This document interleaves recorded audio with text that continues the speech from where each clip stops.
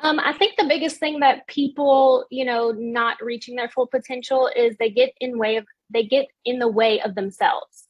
That negative self-talk, that self-sabotage, lack of self-care.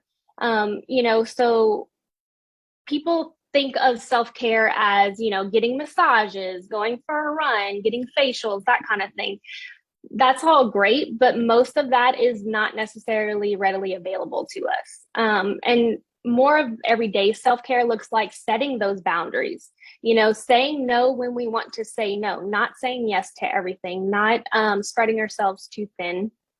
Um, Staying away from things that cause us stress if it's possible. That's toxic people, social media, the news. If we want to watch the news, stick to 1 hour a day, or a few articles a day and move on. Especially nowadays, it's hard to not get sucked into that.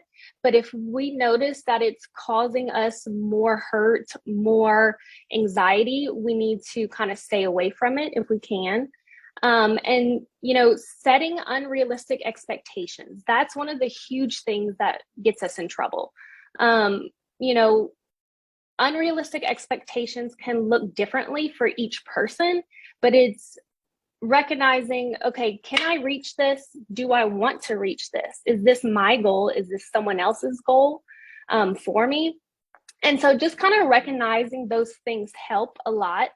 And, with self talk, another rule of thumb is, would I be saying this to a child right now?